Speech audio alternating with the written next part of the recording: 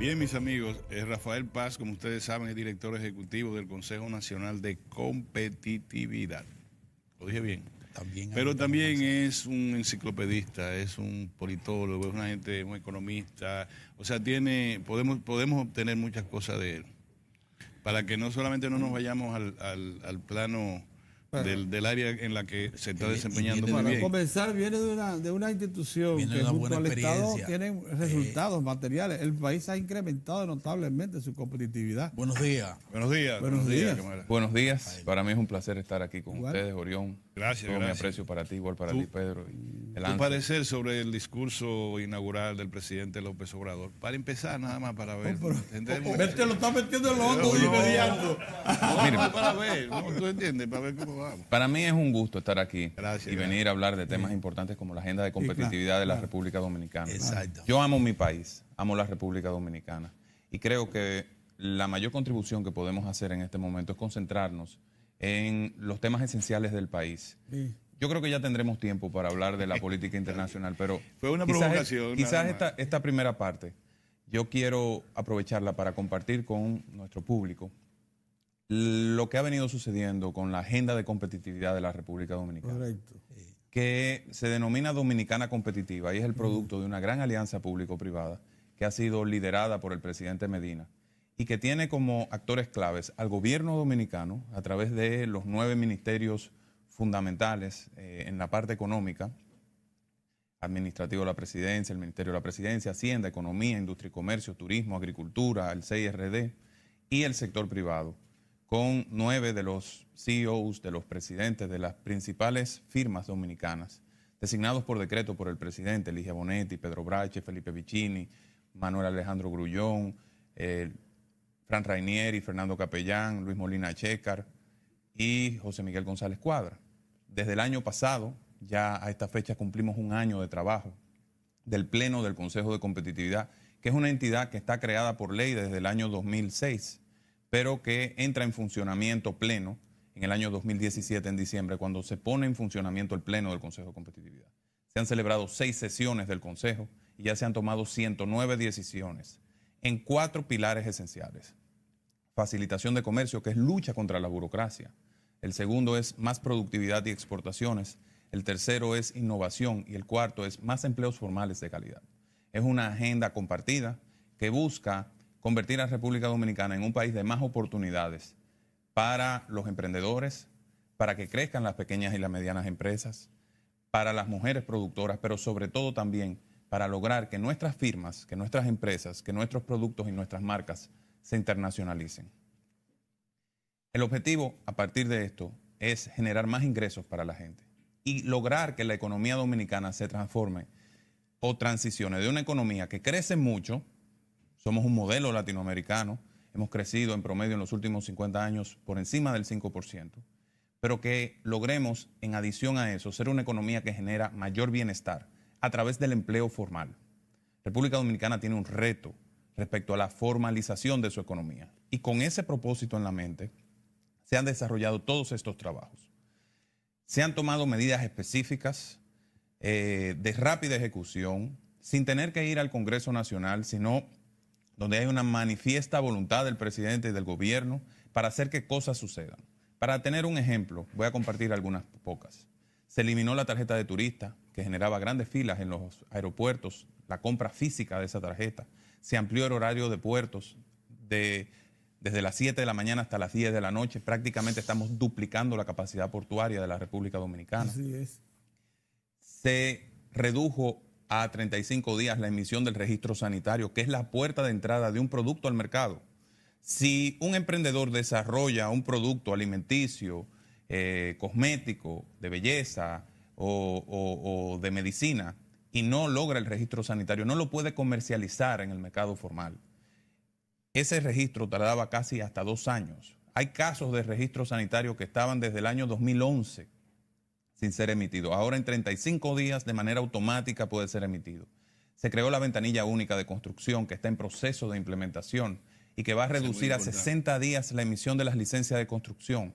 Se va a someter al Congreso Nacional un proyecto de ley para estandarizar a nivel nacional la emisión de los permisos de uso de suelo, que es uno de los principales dolores de cabeza de los inversionistas, porque cada ayuntamiento tiene reglas distintas y tiempos distintos y tarifas distintas.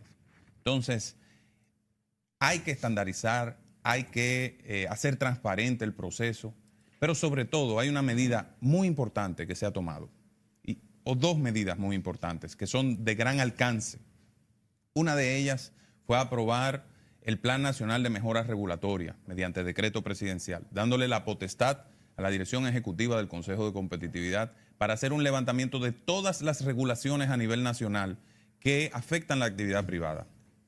Cada institución del Estado ha estado durante años emitiendo resoluciones, oficios, regulaciones que ponen requisitos a las personas, que establecen trámites. Y eso ha crecido sin que haya ningún entendimiento, en gran parte desde un punto de vista integral, de todo lo que eso representa. Estamos haciendo el primer inventario nacional de toda esa regulación y se va a poner a disposición del público a través de una plataforma única, de forma tal que si usted va a invertir o usted está interesado en un sector, usted sepa rápidamente cuál es toda la regulación que afecta. Eso va a abrir grandes oportunidades para aquellos que no tienen cantidades de dinero para pagar abogados, etcétera. Y algunas de ellas que colisionen con la Constitución, lo más probable. Correcto. Pero también, lo más importante, nos dio la autoridad para contabilizar el costo que eso tiene sobre la economía. México, hablábamos de México hace un momento, es un ejemplo extraordinario con relación al tema de mejora regulatoria. México identificó que toda la regulación federal tenía un costo sobre la economía de un 4.7% del PIB. Estamos hablando de más de lo que sería el presupuesto de educación en la República Dominicana. Inició un plan de mejora regulatoria y recortó trámites y redujo regulaciones o eficientizó y se redujo a un 2.7% del PIB en 5 años. Entonces, estamos en esa contabilidad y va a ser una gran transformación. En este momento, en este justo momento, estamos haciendo una consulta pública a través de una plataforma electrónica con una encuesta muy sencillita para que los ciudadanos puedan identificar aquellos trámites que más les afectan. Se llama RD más simple, la estrategia. De forma tal que recibamos también de los ciudadanos la información. Estamos trabajando con las instituciones, con enlaces que han sido designados por los titulares de esta institución. Son 42 instituciones del Estado que han sido seleccionadas, que son las que emiten las regulaciones y establecen trámites que más afectan la actividad económica. Y en febrero del año que viene vamos a tener un cálculo para que sepamos cuánto le cuesta al país cumplir con toda esta tramitología.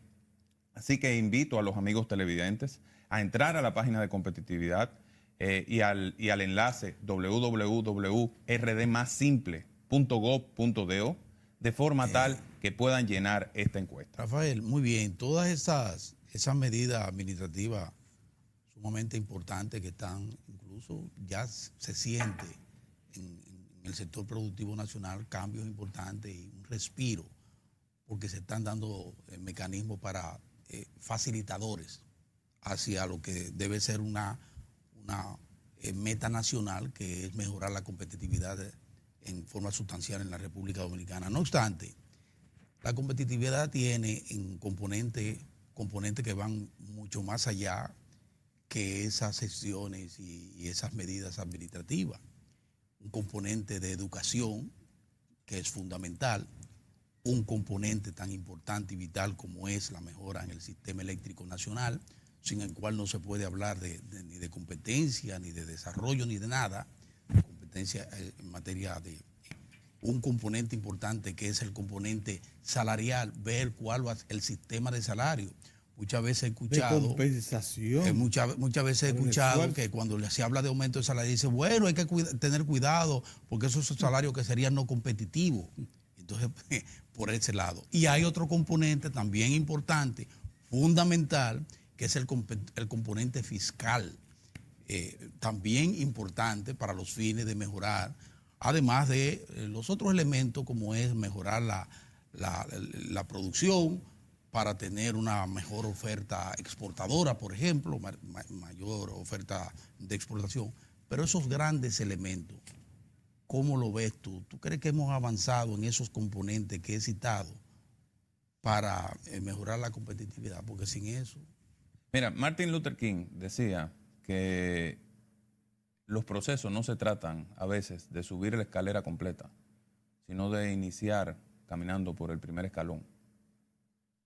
Subir el primer escalón. Yo tengo esa filosofía a la hora de trabajar. Es muy parecida a la de Ford, que decía también que no hay un trabajo lo suficientemente complicado. Si tú lo divides en partes pequeñas, te darás cuenta de que son tareas sencillas cada una de ellas. Entonces, hemos comenzado por los aspectos más específicos, aquellos temas que son prácticos, que son de rápida solución. Nos hemos concentrado en crear una dinámica de confianza entre el gobierno y el empresariado, que si bien han tenido una relación de muchos años, aprender a trabajar juntos tiene sus complicaciones. Decía Juan Bosch, aprovechando para hablar un poco, que las ideas no son las que unen o separan a los hombres, que lo que une o separa a un hombre de otro es su método de trabajo. Si usted trabaja diferente al otro, usted no se divide inmediatamente. Entonces, lo que hemos hecho en este primer año es aprender a trabajar juntos, construir esa relación de confianza y avanzar en objetivos rápidamente ejecutables.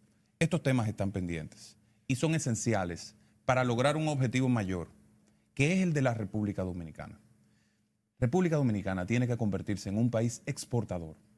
Tenemos muchas potencialidades, todos las conocemos. Vivimos hablando de esa posición geoestratégica, de lo bueno que somos los dominicanos, de todos los recursos naturales que tenemos, etc. Ahora el reto está en aprender a utilizar todo eso para convertir al país en un país que exporte más, como hicieron los países del sudeste asiático, que eran países muy similares a los nuestros. En el año 60 éramos países idénticos, pero hoy son grandes economías exportadoras porque aprendieron a combinar sus potencialidades para un propósito mayor. Entonces, ¿cuáles son los próximos pasos? Para lograrlo, necesitamos evidentemente aumentar la productividad. República Dominicana, muchos han dicho, y yo coincido en eso, no debe competir en el escenario internacional en función de salarios bajos. Todo lo contrario. República Dominicana tiene que competir en función de valor agregado y de ganancias de productividad. Eso me agrada. De ganancias de productividad. Pero para poder tener ganancias de productividad hay que medirla. República Dominicana hasta ahora no ha medido su productividad. No hay una serie histórica que le permita a usted identificar cómo va la productividad entre los distintos sectores por año. En enero próximo vamos a lanzar el primer índice nacional de competitividad de la República Dominicana y vamos a medir la evolución de la productividad total de los factores de la economía, que son trabajo y capital, en 17 años, pero vamos a analizar también cómo ha ido creciendo o bajando la productividad a nivel sectorial en términos laborales. Y ese diagnóstico nos va a permitir trazar políticas claras. Pero no nos hemos quedado en simplemente vamos a hacer un análisis o vamos a publicar este índice. Nos adelantamos y se creó un comité de desarrollo productivo y las exportaciones que durante un mes estuvo trabajando más de 19 reuniones de trabajo, 2 de ellas incluyeron al presidente de la República con los ministros de las áreas, que concluyó en una reunión del Consejo de Competitividad luego de más de 1.700 horas persona de trabajo, más de 63 instituciones públicas y privadas, y se parieron 88 medidas que están en proceso de ejecución. Ustedes han visto varias de ellas a través de decreto presidencial en los últimos días. Por ejemplo, se estableció el perfil para los representantes de comerciales del país en el exterior para que haya un nivel de capacidad determinada. Se amplió el horario de los puertos. Se emitió un decreto que permite las exportaciones de ámbar y larimar reguladas por el Ministerio de Energía y Minas, que estaba prohibido. Se declaró como reserva fiscal la zona de Ávila, es decir, la parte muy importante donde estaban las explotaciones bauxitas, porque se ha identificado que ahí hay tierras raras y se requiere hacer unos estudios para determinar si hay en cantidad suficiente para exportación. ¿Y cuáles tierras raras? ¿Y cuáles tierras raras hay? El riesgo que se corría no teniendo esta zona declarada como reserva fiscal era que viniera cualquier inversionista extranjero, solicitara la exploración e inmediatamente tenía un derecho de precedencia. Así es. E inmediatamente había que otorgar una concesión de explotación minera. Ahora el Estado tiene la posibilidad de identificar el yacimiento y de tomar una decisión en función del interés nacional. Exactamente. Entonces, son medidas importantes. Se tomaron una serie de medidas en el ámbito agrícola, en el ámbito del turismo, Van a salir varios decretos vinculados al tema turística, a la seguridad turística, a la gestión de las playas. Sí. Se van a emitir medidas con relación a la formación técnico-profesional y alinear la estrategia de formación y capacitación para la industria nacional. Eso es fundamental. Y se está construyendo un plan para potenciar la industria dominicana y para aumentar nuestra capacidad de atraer inversiones, tomando en cuenta las cadenas globales de valor y fortalecer sectores como zonas francas, y también el sector agrícola de la República Dominicana. Ahí es que tenemos un gran potencial. Si logramos desarrollar el sector agrícola, encadenarlo con la industria, venderle a los regímenes especiales y exportar, República Dominicana tiene un futuro promisorio en términos de déjame que me voy. Sí. Rafael, así mismo como un primer paso de la gran marcha o el primer escalón, hay plazos fatales. Fatales, que tú no, independiente de tu voluntad, hay un plazo tal para tal cosa. Hasta para la vida. Va a ser en el 2025, tengo entendido, todos los regímenes de comercio en el CAFTA RD se cumplen. Con lo cual, por ejemplo, la industria arrocera, para llamarla industria, tiene una agroindustria importante. La industria avícola va a tener. La industria porcina, para poner eso.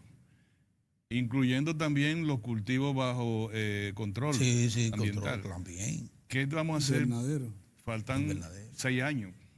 ¿Qué hacemos en el plano de competitividad para que ese impacto no sea tan devastador sobre las fuerzas productivas y por consiguiente sobre la economía?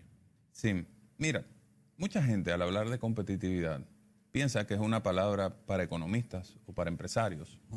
No siente cómo le afecta en su vida diaria. Al día a día. No logra hacer a veces la traducción. Uno de mis empeños precisamente ha sido explicarle a la gente cómo esto tiene que ver con su vida diaria.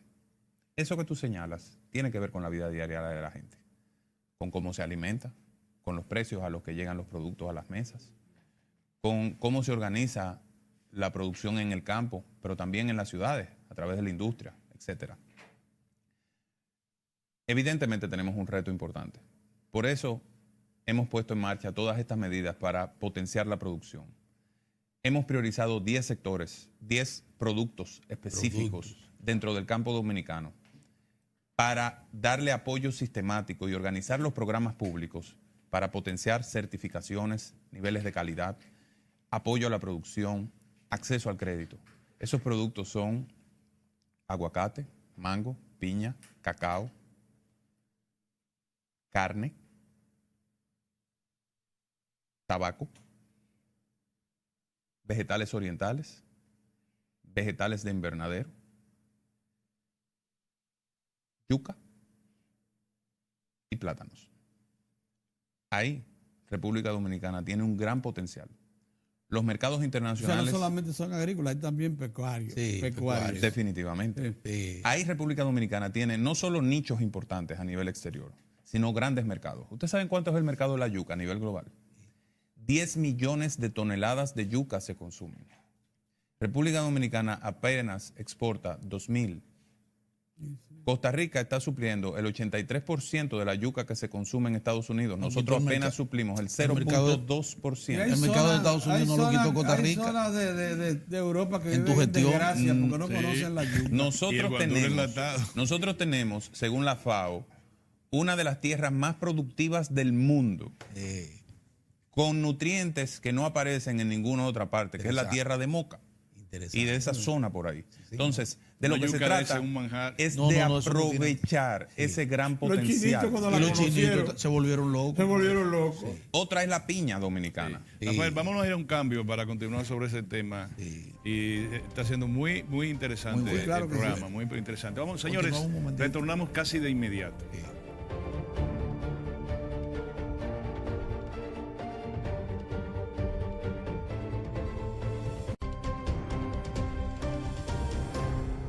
Bueno, tenemos la agradable visita de Rafael Paz Familia.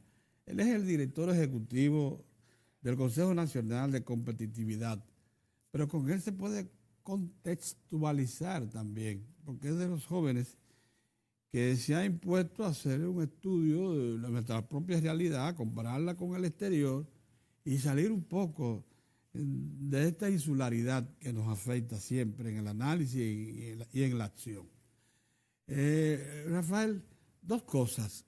Yo creo que sería conveniente decir que sí, que habíamos progresado. Lo reportaron los organismos multilaterales hasta el momento en que ellos midieron competitividad. O sea, que no es que tampoco venimos de zona cero. No, pero lo que señalaste son puntos necesarios para poder dar un salto adelante en competitividad y embarcarnos en lo que es un modelo abierto de economía que es muy severo y nos pone muchas trampas. Pero en segundo lugar, una cosa que sí me preocupa y quiero externar. Muchas veces ustedes, los líderes empresariales que han demostrado posición de liderazgo, nos sitúan a nosotros en una informalidad que creen que es únicamente nuestra. Y la informalidad de la economía latinoamericana es la línea presente en toda la economía latinoamericana. Es más, nosotros estamos en un nivel intermedio. Cuando se habla de un 56%, estamos justo en el medio, porque hay economías, algunas 60, de ellas que suponíamos más avanzadas, como Perú y Ecuador y Colombia, que tienen una informalidad superior al 56, al 54, que es el que tenemos en este momento. O sea, está bien. Yo oigo mucho en los líderes empresariales, Hombre Empresa, Asociación de Industria, mencionar la informalidad como el obstáculo y parecería que somos los únicos portadores de informalidad hay en toda América Latina, incluyendo México. Entonces, ustedes cuando analizan eso saben que no estamos partiendo de cero, que lo que tenemos sí es objetivos importantes por delante para poder superarnos en nuestro posicionamiento en América Latina. ¿No es que sea así? Mira, a mí me gusta reflexionar mucho sobre la República Dominicana como país. Y he llegado a la conclusión de que nosotros somos un país sui generis, particular, con una realidad que no puede ser comparada con la de ninguno de nuestros pares de la región. Voy a aprovechar rápidamente para compartir la razón de por qué. Si usted mira a República Dominicana dentro del Caribe, se va a dar cuenta que es la única de las grandes Antillas que es un país completamente integrado a la comunidad internacional. Sí. Cuba tiene una realidad particular, Puerto Rico tiene otra realidad particular. Jamaica también. Jamaica también. Después, el único país que tiene libertad completa de acción es República Dominicana. Luego están las pequeñas islas del Caribe, que todas juntas la suma y no da el PIB de la República Dominicana. Son grandes socios comerciales, son mercados de exportación, pero son pequeñas islas del Caribe. No somos parte de Centroamérica, aunque tenemos lazos más culturales, más importantes con Centroamérica que con muchos países del Caribe, donde se habla holandés. Muy parecida. Y estructuras económicas. En el Caribe se habla holandés, se habla inglés, se habla francés, en las pequeñas islas, salvo algunas excepciones. Y no somos parte de Sudamérica, aunque compartimos realidades con las costas, con las provincias de la costa o los estados de la costa de Colombia, de Venezuela. ¿No quedan al Caribe? Quedan al Caribe, son caribeños, son parecidos a nosotros. República Dominicana está también muy cerca de Estados Unidos. Tiene una gran comunidad dominicana en los Estados Unidos. Es decir, tenemos una particularidad. Fíjese que cuando los países de Sudamérica entran en ciclo donde las materias primas son altas y su economía se disparan, la República Dominicana no tiene esas mismas características económicas. Somos un país que está justo en el balance. Tenemos una condición, como dije, particular, sui generis. A mí no me gusta sentirme bien porque mi vecino está en peores condiciones que yo. A mí me gusta mirar al vecino que va más adelantado. Pero claro. Y en función de eso, trazarme planes. Yo creo que esa es la visión del sector privado dominicano.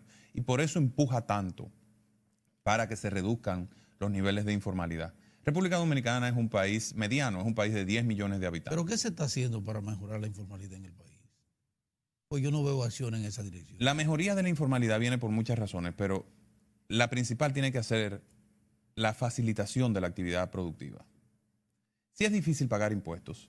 Reforma fiscal. Entonces no necesariamente tiene que ver con reforma fiscal, tiene que ver con la forma de hacer las cosas. Si para tú tener un registro sanitario tienes que esperar 2 años, tú prefieres no tenerlo, tú prefieres irte al mercado informal y vender tus asuntos por ahí porque lo que tú quieres hacer es hacer actividad económica usted no se mete empresario para hacer trámites. Los trámites vienen porque se establecen desde afuera. Entonces, si usted está tratando de construir un emprendimiento y te la ponen difícil, entonces tú recurres a la informalidad. Por supuesto. Entonces, ¿qué tenemos que hacer? Un sistema que sea friendly, que sea amigable para aquel que quiera emprender. Se está avanzando en ese sentido. La DGI ha planteado que a principios de este año inicia el sistema de pago único para las pequeñas, las medianas, para las micro y las pequeñas empresas que facturan menos de 8 millones de pesos. Entonces, esas van a poder pagar fácilmente con un pago único. Los anticipos. Eliminando los anticipos en ese caso, porque la ley lo permite, el Código Tributario actual, para el caso de las microempresas que facturan menos de 8 millones de pesos. Y además de eso, facilitando el proceso de pago, porque es que no es solo un tema de cuánto pagas. Es que si para hacer el reporte necesitas un abogado y un contable, eso es un costo adicional que te complica la existencia. Y tú prefieres no tenerlo. Eso es lo que pasa en la práctica. Exactamente. Entonces, por eso esta decisión de la Dirección General de Impuestos Internos va a tener una influencia determinante. Esto que estamos haciendo con el registro sanitario también, lo que estamos haciendo con la ventanilla única de construcción, para que las construcciones se formalicen, todo eso va a beneficiar el proceso de formalización de la economía. Es lograr que la gente vea el beneficio de hacerse formal. Las decisiones que se han tomado, por ejemplo, con el tema de pago único y su vinculación a la seguridad social, que los microempresarios que se acojan a este régimen podrán beneficiarse de la seguridad social con unos criterios establecidos en la propia ley, va a ayudar a que la gente vea el beneficio de la formalidad. Y ahí debemos trabajar todos juntos, todas las instituciones del Estado. Fíjense en algo, esta administración ha sido la única que ha trazado un plan serio, concreto y estratégico alrededor del tema de las pequeñas, las medianas y las microempresas. Nunca como antes se le había dado apoyo a las micro y las pequeñas empresas. Sí. Todo el esfuerzo que se ha hecho a través de Banca Solidaria, todo el esfuerzo que se ha hecho a través del Viceministerio de las MIPYMES, todo el esfuerzo que se ha hecho a través del Banco Agrícola, todo eso lo que tiende es a la formalidad, a la formalización de la actividad económica, que al final se traduce en más derechos para las personas. ¿Por qué? Porque cuando usted es un trabajador formal, usted tiene derecho a la seguridad social, usted tiene derecho a sus prestaciones, usted accede a un mundo que estando en la informalidad no tiene posibilidad. Mucha gente dice, bueno, pero es que cuando tú eres informal ganas más. Fíjate el caso del chinero, que factura y gana limpio. Sí, pero el chinero no es un trabajador informal. El chinero es un empresario informal. El trabajador informal es el ayudante que él tiene, que no le pagan vacaciones, que no tiene seguridad social, que no tiene ninguno de esos derechos. Entonces, hacia la formalidad que debemos tender. Muy bien. No sé si tú tienes sobre ese tema. Me parece que él da por sentado que ciertamente los últimos reportes que se tienen de los organismos multilaterales daban cuenta de que habíamos progresado en la competitividad y que además son una economía media en lo que se refiere a la informalidad. Yo creo que usted dio por asentado eso. Sí. Y a partir de ahí creo que entonces lo que nos proponemos es mejorar ese estatus. Sí, es importante, Pedro, señalar lo siguiente. ¿Sabes lo más importante de todo? Que estamos trabajando juntos para lograrlo. Exacto. Que estamos tomando medidas, que estamos haciendo las reformas que se requieren. Así es. Las mediciones internacionales incluso solo miden hasta mayo del año pasado. La mayoría de las decisiones han entrado en implementación después de mayo y la veremos el año que viene. La veremos en los índices del Banco Mundial y del Foro Económico Mundial, reflejadas ya como hechos concretos. Y ese es uno de los retos de esta agenda de competitividad. Lograr resultados concretos, medibles, que todo lo que se abre, cierre. Pero lo que usted dijo fue de mucho entusiasmo. Orión se fue también muy entusiasmado porque no sabíamos que se estaba montando un instrumental para medir la competitividad. El índice, sí. Porque estábamos pendientes siempre de lo que nos dijeran los organismos multilaterales, que era lo que estaban midiéndolo. O sea, estamos en la línea de corregir y mejorar, lógicamente. Pero yo quiero insistir con el asunto de... no se puede hablar de nada de desarrollo ni de competitividad de nada si tú no cuentas con un recurso humano que esté que asimile la vocación por mejorarse a sí mismo. Tú hacías un planteamiento fundamental, tú decías competitividad es cotidianidad. La competitividad debemos sentirla en el seno de incluso de la familia con el propio presupuesto, de cómo podemos mejorar nuestra capacidad de compra, por ejemplo, nuestra capacidad de accionar en todo el ámbito productivo del país. Yo insisto, hay un componente que es un componente salario y hay otro componente que es un componente empleo. Nosotros estamos abocados a tratar de incrementar el número de empleos en el país sobre la base de que esos empleos sean formales, que le den garantía al trabajador de que además de recibir un salario va a tener garantizado también cosas tan vitales como es la seguridad social, ¿verdad? Pero por otro lado estamos llamados a crear un sistema salarial que nos garantice mejoras para el trabajador, pero al mismo tiempo que cuide la estabilidad, que cuide la competitividad, que cuide el buen accionar y que no provoque distorsiones que puedan incluso dar al traste con los empleos creados. En esos dos componentes que yo quiero que hagamos un poquito de énfasis desde el plano de la oficina que usted dirige, en el plano del salario y en el plano del empleo. Que se percibe que no ha habido compensación salarial no la ha habido con respecto al esfuerzo por incrementar la competitividad. Con una economía que está creciendo, que va a terminar este año casi un 7%, una vez más de crecimiento. Sí, miren, uno de los retos de la República Dominicana, como decía al principio, no es solo crecer, sino es crecer con empleo de calidad. Definitivamente. Ahora, tenemos que también ver de dónde viene la República Dominicana. Por ejemplo, esa ley del 80-20, eso hay que revisarlo. Mira, o aplicarlo, terminamos de aplicarlo, como debe ser, como manda la ley, o revisarlo, pero eso hay que hacerlo ya. ¿Quieren que les cuente algo el interesante? Código laboral, ¿qué hay que hacer con que ese le dé un código? enfoque en función de la competitividad. Miren, en el año 1970, la inversión en educación en la República Dominicana era de 2.6% del PIB.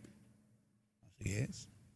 De manera progresiva, durante los próximos 23 años, esa inversión en educación se fue cayendo y cayó a un pico negativo histórico del 0.73% del PIB en el año 1994. Para recuperar el 2.6% hubo que esperar hasta el año 2010. Estamos hablando de que 4 generaciones de dominicanos se formaron en ese ambiente. En un ambiente de precariedad total. Así es. Cierto. ¿Qué pasó? En la primera década de los 2000 se consternó la sociedad porque los jovencitos que se formaron con ese presupuesto precario se convirtieron en profesores. Entonces comenzamos a ver y comenzamos a cuestionar quiénes son los que le están dando clase a nuestros hijos. Y caímos en forma estrepitosa la calidad de la educación en el país. Es el efecto contrario a lo que pasó en los años 70 y 80. Ustedes recuerdan la época dorada del merengue, ¿verdad que sí? Sí, claro. Y todos nos maravillamos con esas grandes exponentes musicales. Ese fue el resultado de la gran inversión en educación artística que hubo en los años 40 y 50 y 60, que se reflejó luego 15, 20 años después. Lo que estábamos viviendo en la primera década de los 2000 es el resultado de la falta de inversión en educación. Yo pienso que a partir de la inversión del 4% que decidió el presidente Danilo Medina y todo el esfuerzo de la reforma educativa que se está haciendo, República Dominicana se está encaminando hacia uno de sus objetivos esenciales: construir ciudadanos bien formados, con capacidad productiva, para insertarse en una economía que se fundamenta en el conocimiento. Estamos en el medio de la 4ª revolución industrial, que va a requerir de los países tener manos de obras calificadas para insertarse dentro de una economía digital que se fundamenta en el conocimiento, que se fundamenta en entender los procesos, en saber trabajar, no en mano de obra poco calificada que competía en función de costo del salario. Entonces, esa realidad nos impone una estrategia que tienda hacia atraer inversión, hacia sectores que fundamentados en mano de obra de calidad, que paguen mejores salarios, que nos permita sustituir todo ese trabajo informal. Porque es que hablamos de los promedios salariales, pero no nos damos cuenta que en ese promedio inciden sectores que son altamente informalizados y de baja productividad, que tiran el promedio hacia abajo. Por ejemplo, el sector de otros servicios, cuando vemos las estadísticas oficiales. Ahí está el trabajo doméstico, trabajo de ese tipo, que tira el promedio salarial. Por eso la importancia de ese índice que ustedes van a preparar. Sustituir ese trabajo por trabajo productivo en industria, trabajo productivo en servicios, no, y aún trabajo en campo, economías digitales. Y aún en el mismo campo, y campo trabajo agrícola, en el campo. Aún en el mismo campo agrícola, que esté organizado, que pague seguridad social, que le dé derechos. Una de las características que asombra a uno mucho es que estamos dependiendo mucho de ese trabajo informal para mantener grados de competitividad. Pedro, tú eres un estudioso. Tanto en el sector agrícola y pecuario como en el sector de la construcción. Dependemos demasiado de la informalidad y de mano de obra extranjera. Ustedes son estudiosos de la historia. Sí. Y ustedes sabrán que la primera gran revolución de la humanidad fue la revolución agrícola. A partir de la invención de la agricultura, que es un invento del hombre, se construyeron los grandes sistemas de información, los grandes sistemas de planificación, se desarrollaron las ciencias, la matemática, la física, la química, tienen su fundamento en el desarrollo de la sociedad agrícola. Aquí la agricultura se ha tenido como una actividad para campesinos. No hay actividad en el mundo que requiera más desarrollo tecnológico, más desarrollo científico, mayor capacidad que la agricultura. Sí. Fíjense que los grandes países del mundo son las potencias agrícolas del mundo. Entonces, nosotros tenemos que sacar el estigma de la actividad agrícola, llevar a nuestra juventud al campo, mandar a estudiar fuera a nuestros estudiantes en temas vinculados a la agricultura, desarrollar la formación técnico-profesional agrícola. Nosotros tenemos el ISA, que es una institución extraordinaria en el país, pero forma a nivel superior. Nosotros necesitamos formar los técnicos de base. Los técnicos de base, para que no lo tengamos que traer de Guatemala, de Brasil, de Colombia. La industria azucarera nacional, que es la industria más vieja del continente y del país, tiene que importar técnicos porque no se forman en el país. Entonces, tenemos que hacer un esfuerzo extraordinario en todas estas áreas.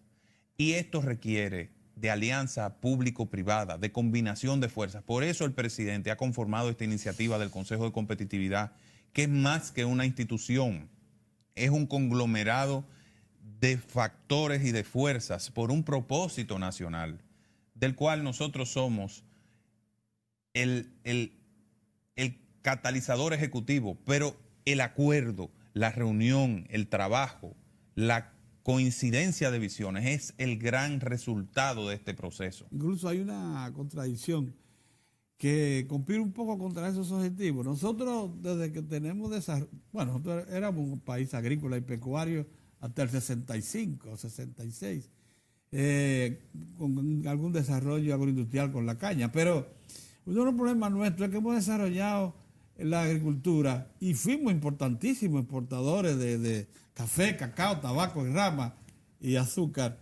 sobre la base del minifundio. Y una de las cosas que exhibíamos al mundo era que éramos grandes productores de café, llegamos a exportar más de 1 millón de sacos y cantidades extraordinarias. Éramos de los principales del mundo, pero en base al minifundio. Una de las cosas, el mensaje que quedan ahora en estos tiempos realmente positivos, es que a la visita sorpresa, lo primero que hace el presidente es hablar, agrúpense, formen cooperativas, porque él sabe, como lo sabe cualquiera que haya estudiado el origen, que el problema nuestro es la dispersión y las pequeñas unidades productivas. Entonces, de lo que usted hablaba es de agricultura de precisión, que es otra cosa, que es ya lo que están desarrollando muchos de nuestros competidores, y de lo que debe implantarse, por ejemplo, en el Valle de San Juan, que no tiene otra salida que incorporarse a la agricultura de precisión asociativa y no individual. O sea, son cosas, son retos que tenemos a la puerta de la esquina, a la vuelta de la esquina, que tenemos que dar adelante. Y otra gran contribución ha sido el plan de titulación de terrenos. Estado. Sí. Convertir a casi más de 50.000 parceleros en propietarios con derechos definitivos. Es una cosa extraordinaria. Eso tiene un efecto transformador. Es verdad. Que ustedes, que la mayoría de la gente no se lo imagina. Sí, es verdad, es verdad. Tenemos que convertir a los dominicanos en propietarios para que puedan acceder al crédito formal. Tenemos otro gran esfuerzo con la vía a la formalización, es darle acceso al crédito a los emprendedores y a las pequeñas empresas. Hay 2 proyectos de ley que están en el Congreso que están, a mi juicio, detenidos. No sé por cuáles intereses oscuros, porque todos los sectores formales del país están de acuerdo, el gobierno está de acuerdo y no se termina de aprobar en el Congreso, que es la de ley de garantías mobiliarias y la ley de garantías recíprocas, que va a liberar a las pequeñas, las medianas empresas y los emprendedores de la garra de los usureros informales. Sí. De los usureros informales, que le cobran al módico 20 o al módico 30. Sí, señor. Préstamos informales que desangran las economías populares. Y que es una economía subterránea. Una economía subterránea que hay que liquidar en el país. Hay que liquidar. Nosotros debemos bancarizar completamente la economía. Claro, claro. Esa es una de las grandes transformaciones de la economía nacional. Por eso hay resistencia en el Congreso. Y tenemos que lograr que se apruebe. Se han publicado comunicados de todas las asociaciones empresariales junto con instituciones públicas pidiéndole a la Cámara de Diputados aprobarla. Y no hemos logrado que se apruebe. Así es. ¿Qué nos quedará? Ni siquiera el liderazgo político ha podido con eso. No, se supone que el liderazgo político no ha podido con eso. Tú sabes que aquí hubo familias muy poderosas que se formaron en tiempo de Trujillo, hicieron riqueza sobre la base del alquiler de vivienda nada más.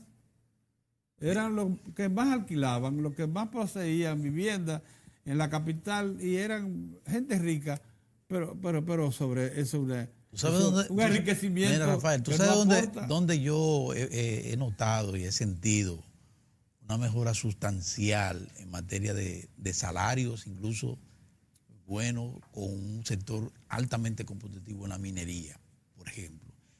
Pero sin embargo, veo que hay sectores que se resisten a que nosotros podamos sacarle mucho mayor provecho a un sector como este. Nosotros llegamos a formar incluso ingenieros en mina y llegó un momento en que esa escuela, la Ucamaima, por ejemplo, cerró la facultad la facultad, algo realmente insólito. De geología. Insólito con el potencial que tenemos nosotros, el potencial minero. Nosotros somos uno de los países con mayor potencial. Por ejemplo, en oro lideramos. Estamos entre los primeros 5. En la Universidad Oriental, allá en entonces yo digo, Rafael, en materia ya sectorial, ¿cómo tú ves los procesos de sectores tan competitivos como el turismo, que va a entrar en un plan de reforma, de acuerdo a lo que uno está viendo, y la minería, que aunque tiene algunos rezagos, ¿cómo tú ves esos dos sectores? Esa interrogante, tu impresión del viaje a China y lo que tú avisoras.